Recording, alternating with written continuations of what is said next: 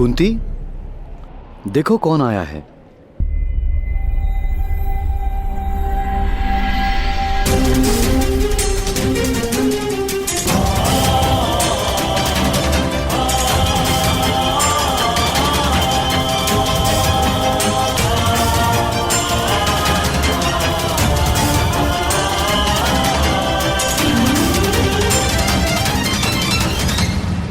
कौन है ये बालक? बालक नहीं, बहुत ही वीर धनुर्धारी है ये। कर्ण नाम है इसका। वन में कस्तूरी मृग पकड़ने आया है। मैंने इससे हमारे आश्रम में अतिथि बनने की विनती की तो मेरे साथ चलाया। और कर्ण, ये है मेरी पत्नी कुंती। प्रणिपात। आज मेरे हाथों एक रीछ की मृत्यु होने वाली थी, किंतु इन्होंने उस रीछ की रक्षा की। ये भी महान है। कहाँ रहते हो धनुधारी? उस पर्वत के पीछे एक गांव है, शंकुपत्र। मैं उधर रहता हूँ। यदि आपने नाम नहीं सुना तो इनके साथ सुन लीजिए। तुम इतनी दूर से अकेले आए हो? तुम्हारी माता ने आज्ञा दे दी तुम्हें? मैं माता के लिए ही कस्तूरी मृग लेने आया हूँ।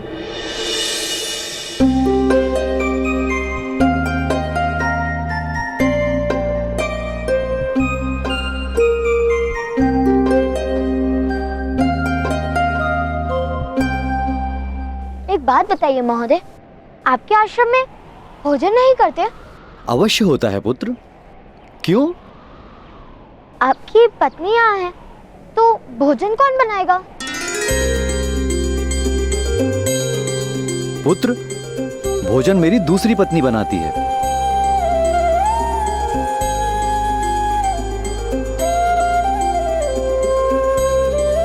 तुम्हें भूख लगी है कर्ण? नहीं, माता ने कहा है किसी के घर जाकर भूख लगी है कहना उचित नहीं। किंतु भोजन की बात इन्होंने की थी, मैंने नहीं। जब किसी के घर पे अतिथि बनकर जाओ तो भोजन मांगना उचित है। तुम हमारे साथ जल आहार करोगे। वहां पर जल है, जाकर अपने हाथ धो।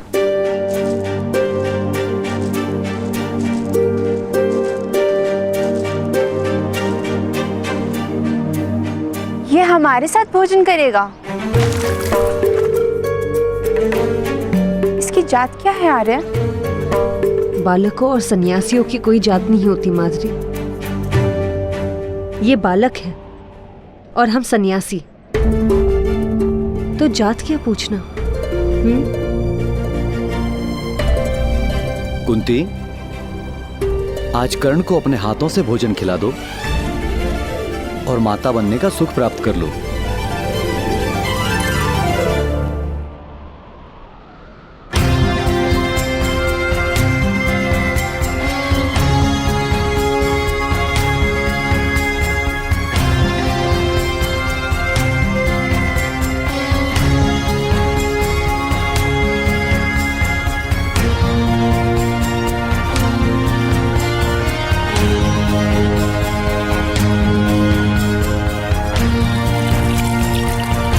भ्राताश्री की रक्षा करना भगवान, और उन्हें शीघ्र एक कस्तूरी मेघ भी दिलाना। जब तक भ्राताश्री सुखरूप लौटते नहीं, मैं तब तक यहाँ आपके सामने एक पैर पर खड़ा रहूंगा। सुन! अभी मैं जाता हूँ, किंतु जब पिताश्री कार्य के लिए निकल जाएंगे तब मैं वापस आकर यहाँ आपके सामने एक पैर पर खड़ा हो जाऊंगा। किंतु मैं उपस्थित नहीं, इस कारण आप भ्राताश्री का रक्षण मत बंद कर देना। छोड़! छोड़! कर्ण का क्या उसने कोई धनुष तो निर्मित नहीं किया? उत्तर दो छोड़! यदि वो किसी मूर्खतापूर्ण साहस करने निकला है तो बता दो। कर्ण के प्राण संकट में हो सकते शोन, उत्तर दो। भ्राता श्री कस्तूरी मृग लाने गए हैं उस पर्वत पर।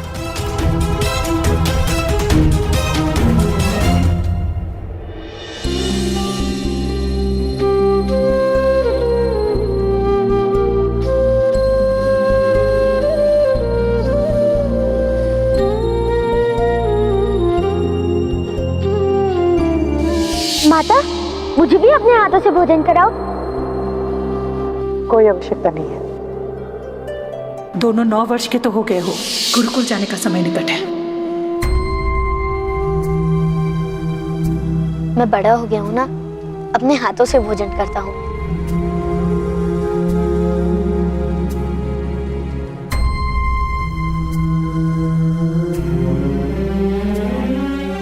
किंतु हमारे घर में अतिथियों को अपने हाथ से भोजन कराना एक प्रथा है।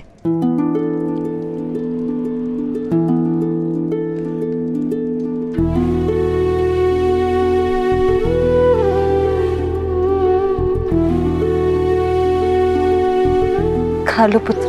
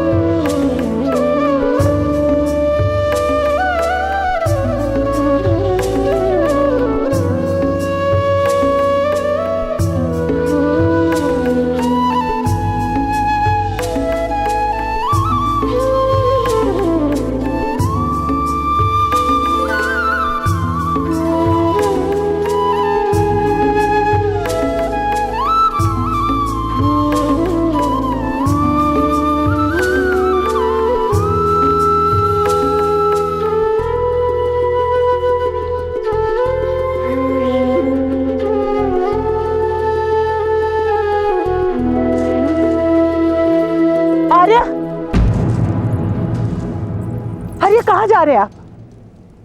कर्ण आ जाएगा, उसकी इतनी चिंता करने की कोई आवश्यकता नहीं। सुनो राधा,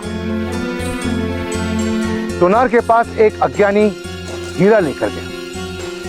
उसे मूर्ख बनाने के लिए सोनार ने उस हीरे को मिथ्या कहकर फेंक दिया। हीरा टूट गया। पास पड़े एक पत्थर ने पूछा, तुम तो वास्तव में हीरे टूट कैसे गए? हीरे ने उत्तर दिया, मेरा मूल्य जानते हुए भी मुझे मूल्यहीन कहा गया। मेरा हृदय टूट गया। कर्ण का मूल्य जानते हुए भी उसका हृदय मत तोड़ देना।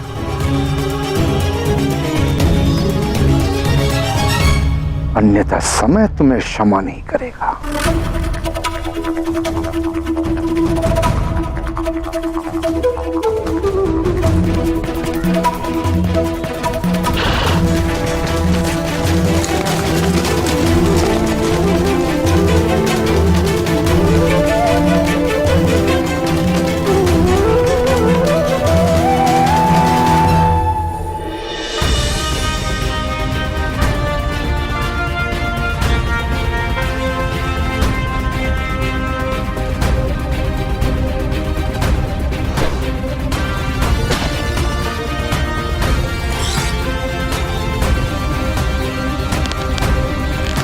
धनुर्धारी, क्या मेरे सरसंधान की विधि उचित है?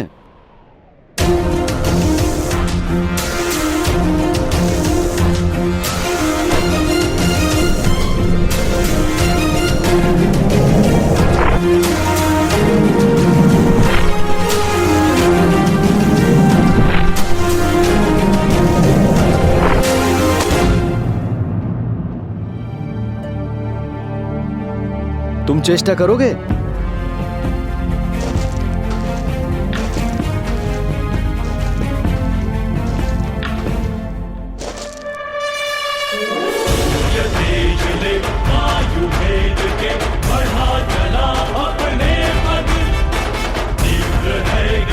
चाहे हो क्षति जीतना है।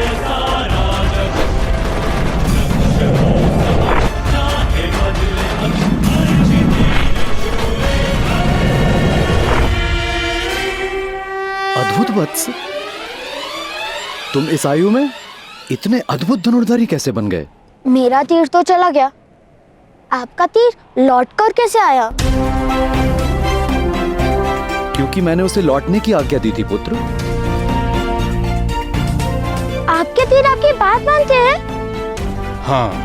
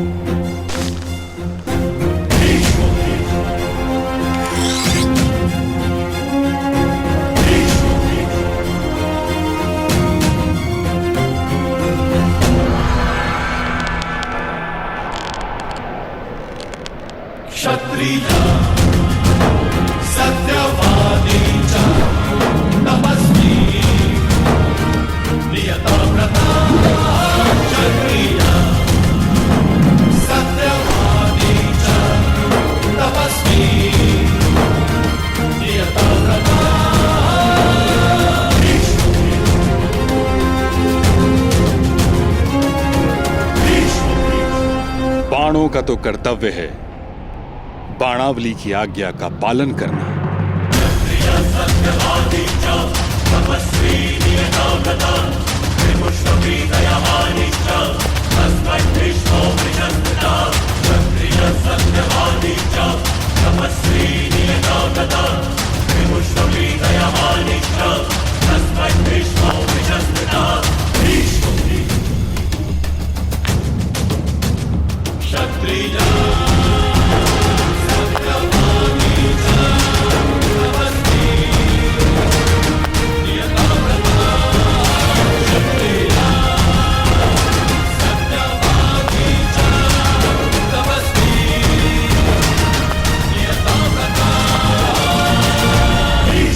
प्रणिपात ताऊ श्री।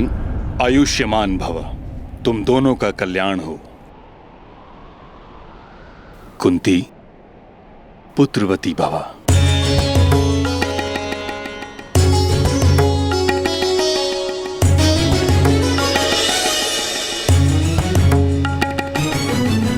ये बालक कौन है पांडु? ताऊ अपने घर से भागकर कस्तूरी मृग पकड़ने आया है।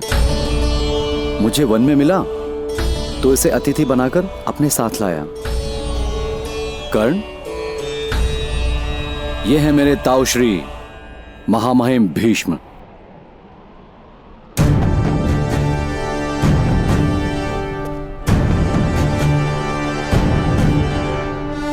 प्रणिपात। और ताऊ बहुत ही वीर धनुर्धारी है ये।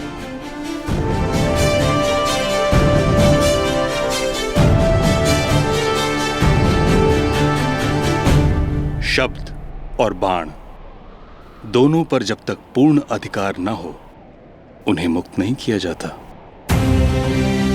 ये शिक्षा तुम्हारे पिता तुम्हें अवश्य देंगे। पिताश्री कहते हैं कि शब्द पर विचार का अंकुश होता है और अश्रु पर लगाम का। बाणों के विषय में उन्होंने आज तक कुछ नहीं बताया। तुम्हारे पिता क्या कार्य करते हैं पुत्र? रथ चलाते हैं और रथ निर्मित भी करते हैं,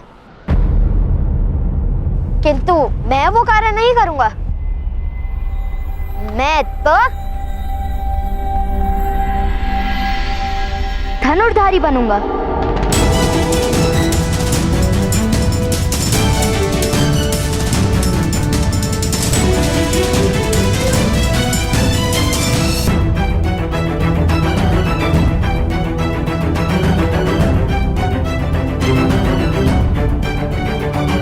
पुत्र का कर्तव्य होता है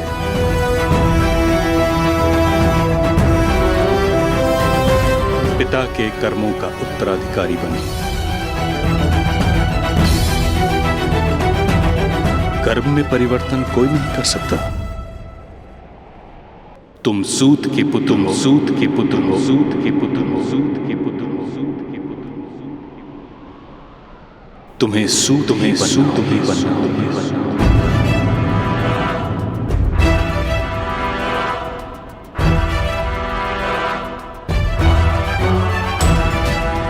धनुर्विद्या केवल क्षत्रियों के लिए होती है। किंतु यदि बालकों की कोई जात नहीं होती तो बड़े होकर उनको जात कैसे प्राप्त हो जाती है? जात क्या कोई फल है जो पौधों पे नहीं उगता किंतु वृक्ष पे उग जाता है?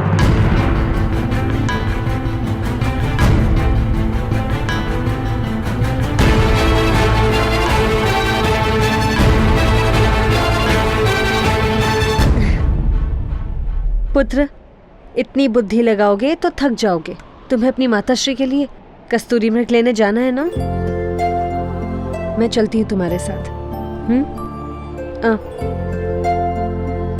आज्ञा दीजिए ताऊश्री। आओ।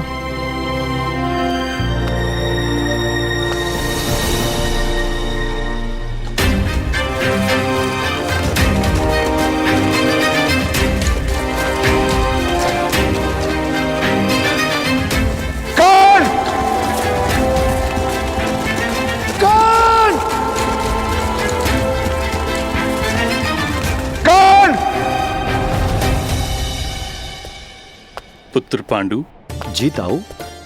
कुशल तो हो? पूर्ण संतोष है ताऊश्री।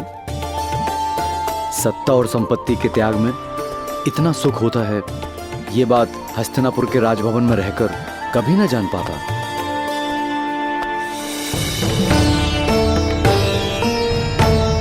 ताऊ, हिमालय की पर्वतमालाओं में प्रातःकाल जब सूर्य उगता है तो आत्मा की गहन गुफाओं तक उसका प्रकाश फैल जाता है।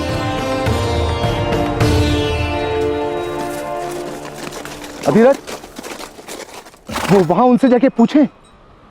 हाँ, चलो।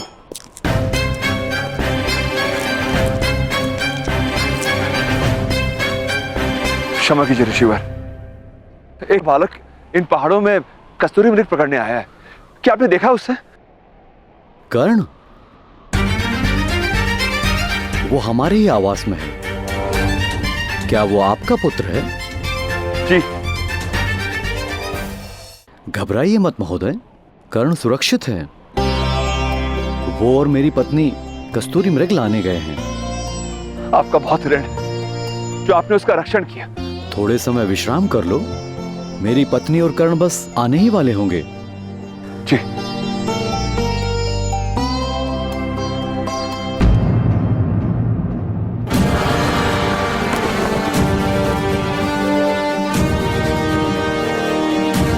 क्षमा कीजिए, किंतु ये वट वृक्ष का चिन्ह केवल एक ही मनुष्य के रथ पर शोभित होता है। क्या आप हस्तिनापुर के सेनापति महामहिम गंगा पुत्र भीष्म हैं?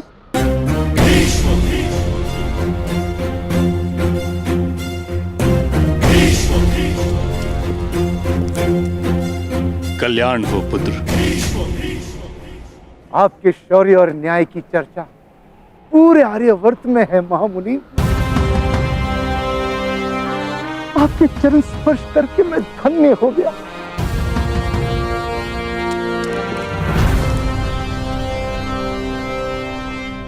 आप हस्तिनापुर के सम्राट पांडु हैं? हस्तिनापुर का पूर्व सम्राट। आपका विवाह तो कुंती भोज की राजकुमारी कुंती के साथ हुआ है महाराज।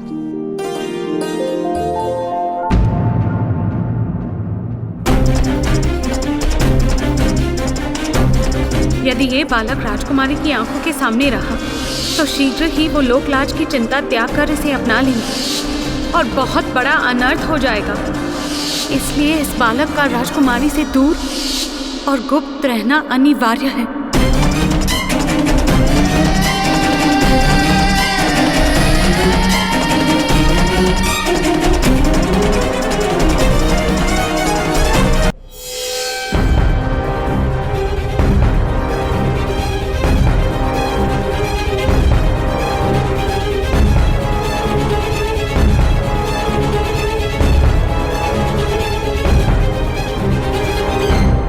कुंती, देखो कौन आया है।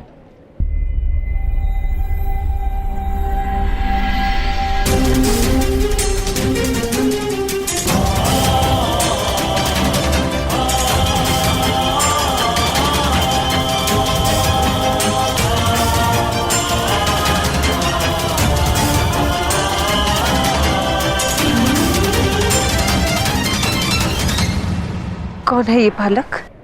बालक नहीं, बहुत ही वीर धनुर्धारी है ये। कर्ण नाम है इसका। वन में कस्तूरी मृग पकड़ने आया है। मैंने इससे हमारे आश्रम में अतिथि बनने की विनती की तो मेरे साथ चला आया। और कर्ण, ये है मेरी पत्नी कुंती। प्रणिपात। आज मेरे हाथों एक रीछ की मृत्यु होने वाली थी, किंतु इन्होंने उस रीछ की रक्षा की। ये भी महान है। कहाँ रहते हो धनुधारी? उस पर्वत के पीछे एक गांव है, शंकुपत्र। मैं उधर रहता हूँ। यदि आपने नाम नहीं सुना तो इनके साथ सुन लीजिए। तुम इतनी दूर से अकेले आए हो? तुम्हारी माता ने आज्ञा दे दी तुम्हें? मैं माता के लिए ही कस्तूरी मृग लेने आया हूँ।